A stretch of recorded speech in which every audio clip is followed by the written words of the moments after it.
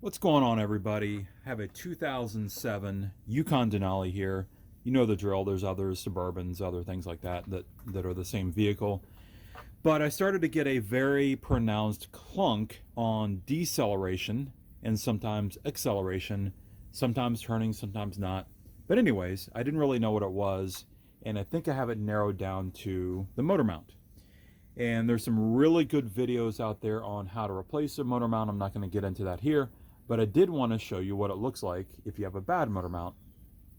And the best way to do it, you got to be very careful, of course, but put your foot on the brake while it's running and give it gas, and we should see the motor tilt dramatically.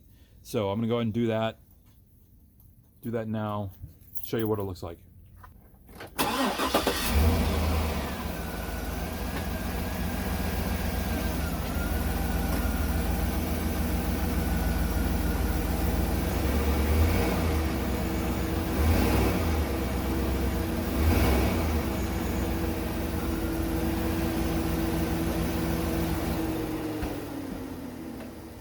So there you go. If your motor's shifting really bad like that, that's going to be potentially what your issue is.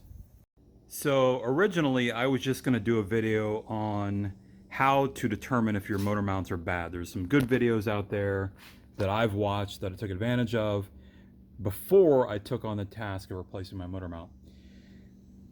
The reason why I wanted to record this video is after going through it all, it is a major pain to do this job. It was for me. First off, here's the mount. You can see it was in really bad shape.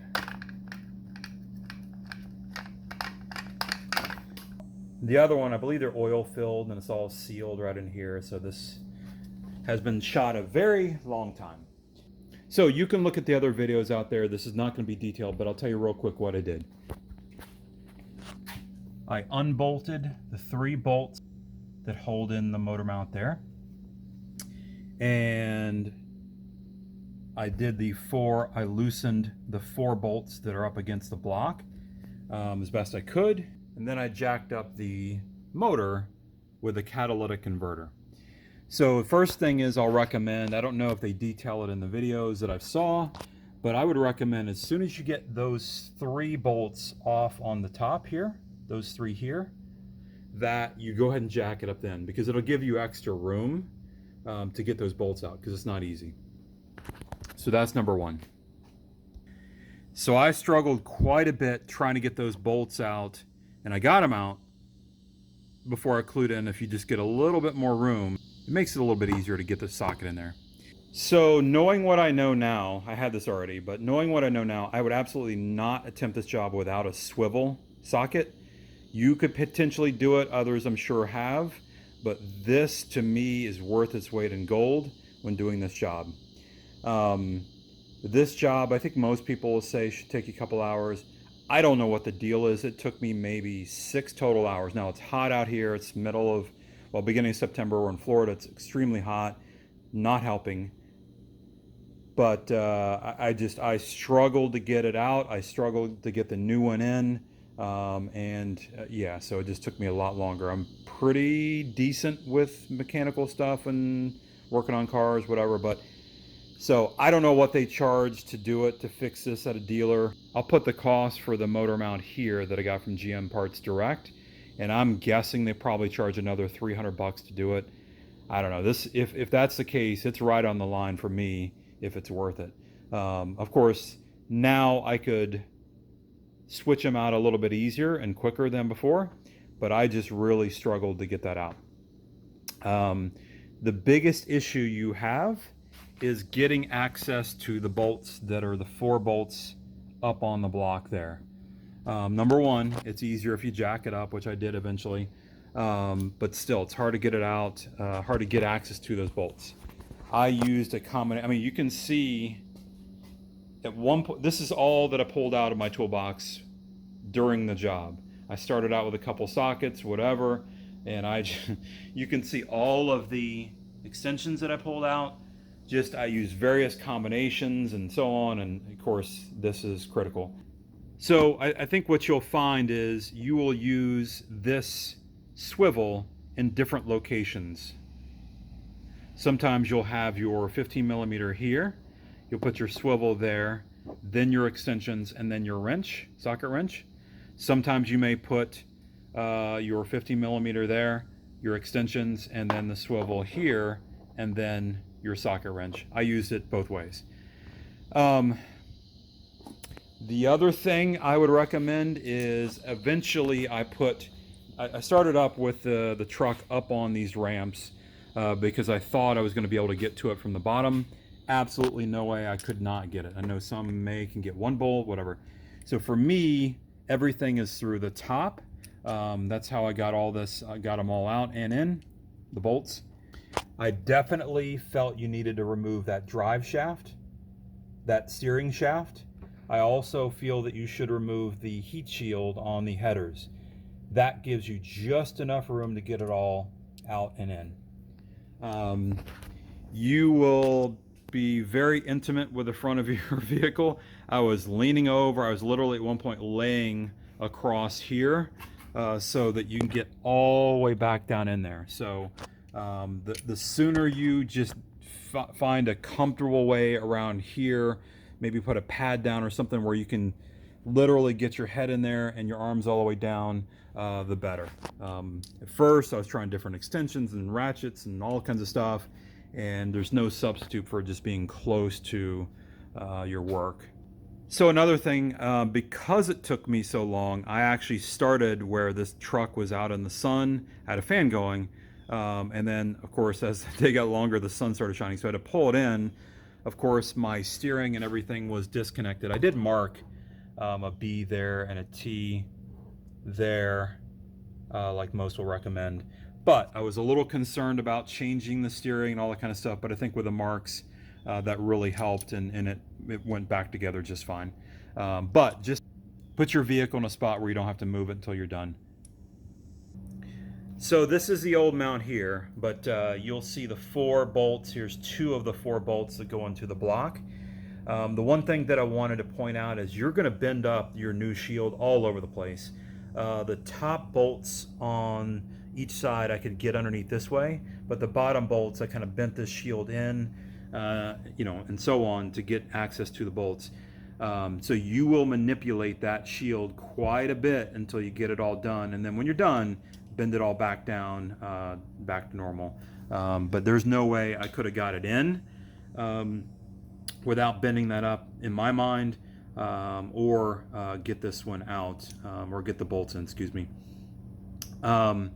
Some will suggest you can take these apart and then get it in there and then put it all back together. I don't know, that may be an option.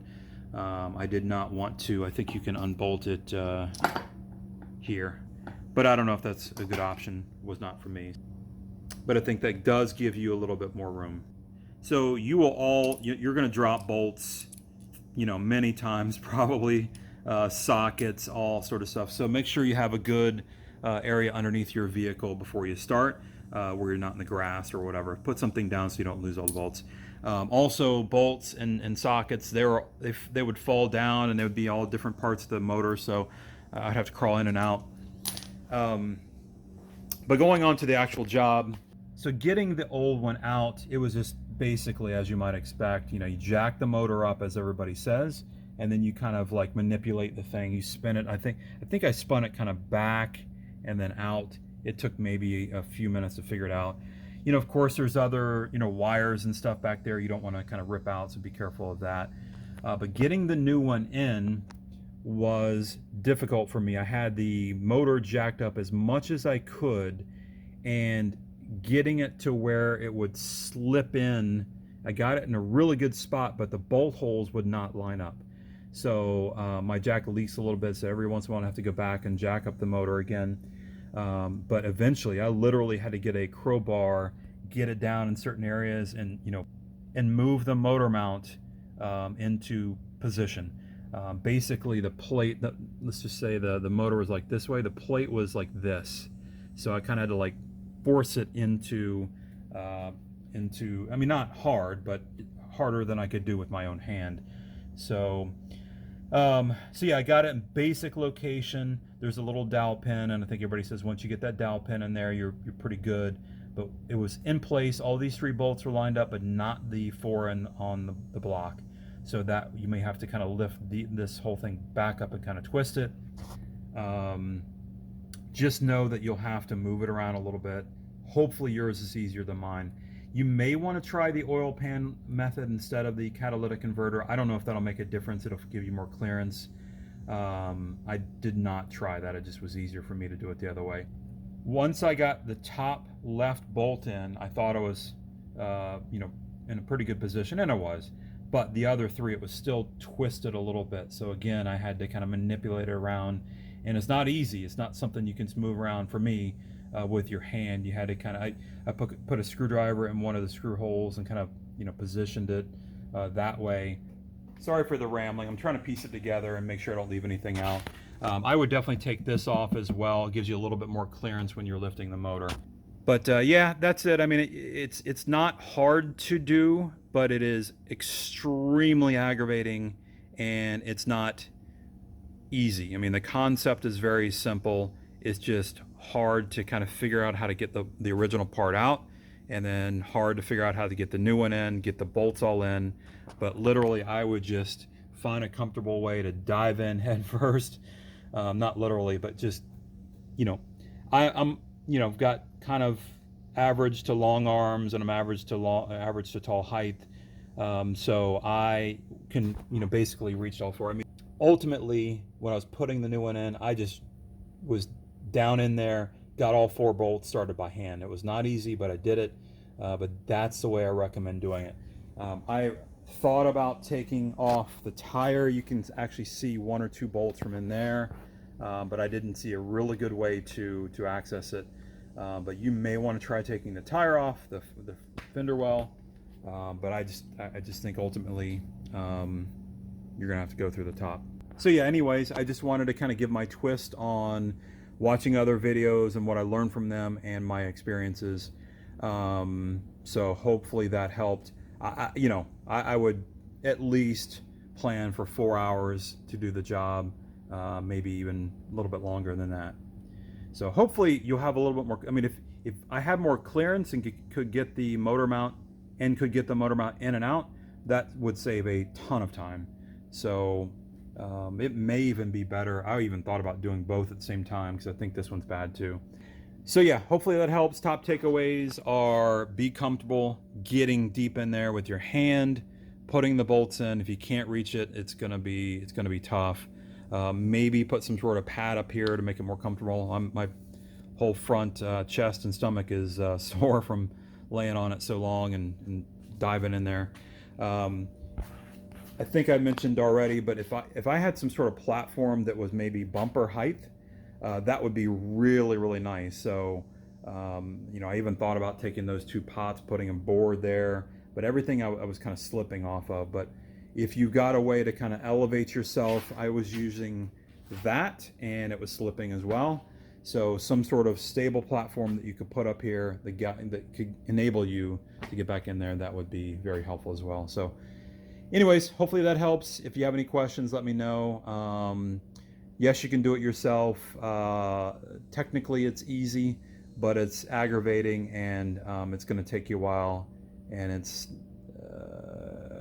halfway through it, I kind of wished I had not done it, but now that I'm done, I'm glad that I did it myself. So thanks for watching. Take care. Bye.